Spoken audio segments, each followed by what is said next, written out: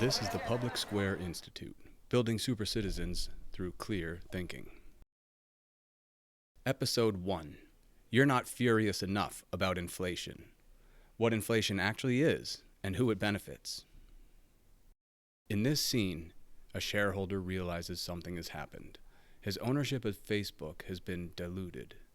He used to own a third of the company, but the company issued more stock, and now he owns less than 1%. But those who made the decision hold just as much of the company as ever. And he's furious, because something of his was quietly reduced. Now here's the question. Why don't we react the same way when it happens to our money? Because this is a lot like what happens when the government spends money they don't have.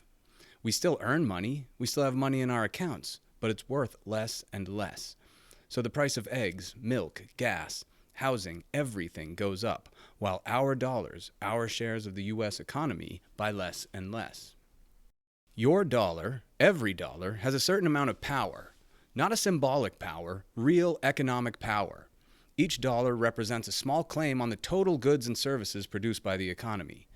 If there were only $1 million in circulation, then $1 would represent 1/millionth of the total purchasing power in the system. Whether you hold $1 or someone else holds $1 billion, each individual dollar carries the same amount of power. What gives a dollar its value isn't who holds it. It's what fraction of the whole it represents. When Grandpa says he could buy a full tank of gas for $4, he's not just being nostalgic. 50 years ago, there were far fewer dollars in circulation. Back then, the total money supply was less than $1 trillion. Today, it's over $20 trillion. That means your dollar today is only worth 1/20th of Grandpa's dollar back then. Same paper, same ink, very different share of the whole. So what cost him $4 costs you $80. When Grandpa says, "A dollar used to mean something," he's right. It represented a larger fraction of the economy. If he found a $5 bill in his pocket, that's like you finding a $100 bill in your pocket. And that's the key to understanding inflation. Your financial position is a fraction.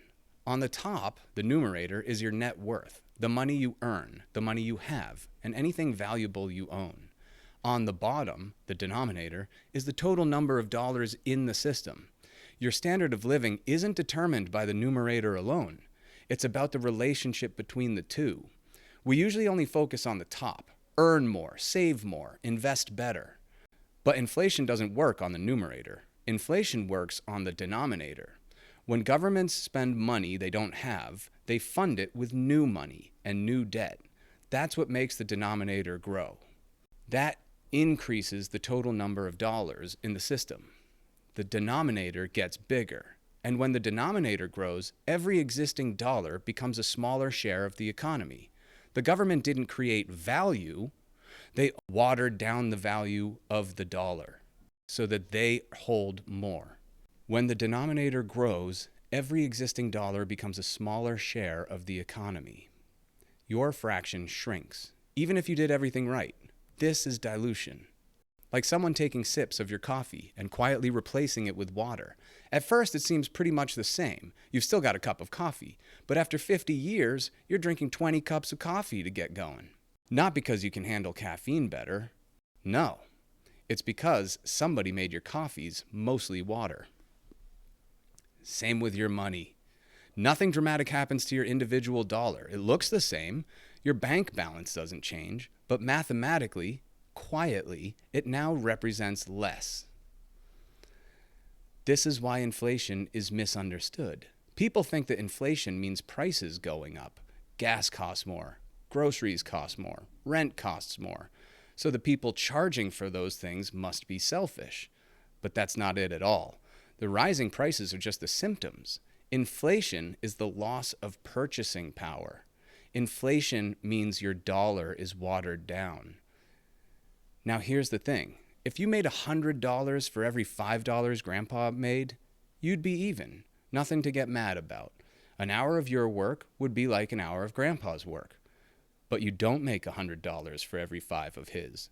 Median household incomes 50 years ago, That means the average amount people made in one household was about $14,000, while today they've only risen to about $75,000 or $80,000. That means you're making about a quarter of the value Grandpa was making. Instead of making $20 to his one, which would be the equivalent, you only earn just over $5 to his one. That's right, you're making 25 cents to every Grandpa's dollar. So where's all the other money? For every $5 you earn, there's another 15 you didn't get. Now here's the part that almost never gets explained. New money doesn't enter the economy evenly. It enters at the top. Government spending, financial institutions, asset markets, those closest to the source receive it first. Those with enough power and money to influence politicians can divert the stream, so they get it first. And this matters, because that's why inflation isn't neutral. It transfers purchasing power upward. Even when stimulus checks go out, red or blue, it's a fraction of what flows into financial systems. Assets rise first. Stocks, real estate, financial instruments. Wages and savings, in other words, your paycheck and your accounts, they adjust last and least, if at all. So inflation favors the powerful because new money goes through them first. They're closer to the source. And this is why inflation pairs so naturally with government debt. Debt allows spending today while pushing the cost into the future to be paid more and more by middle and working class earners. Inflation is how that cost gets paid. Not through a vote, not through a bill, not even through your taxes. It's through dilution. Rather than taking dollars from you in taxes, which you'd notice, they just steal some of the value of the dollars you have and the dollars you'll earn in the future. That affects everyone, but those closer to the spigot get more dollars to compensate for their losses, because those closer to the spigot generally own more stocks, more real estate, and other assets that grow in value with inflation, rather than lose value like your savings and wages. Those closest to the source actually gain purchasing power, because they have a hand in the industries or organizations that receive the government money first.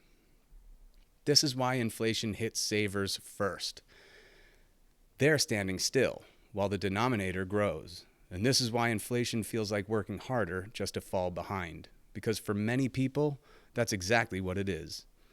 It's like you're still holding the same shares that used to be a good chunk of a company, but now they've issued so much stock that your shares are watered down to almost nothing.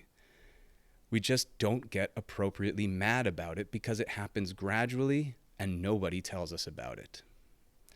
So if there's one thing to remember, it's this. Inflation is not prices going up. Inflation is dilution. And dilution benefits those closest to power. They're stealing a little value out of your dollars and printing more for themselves.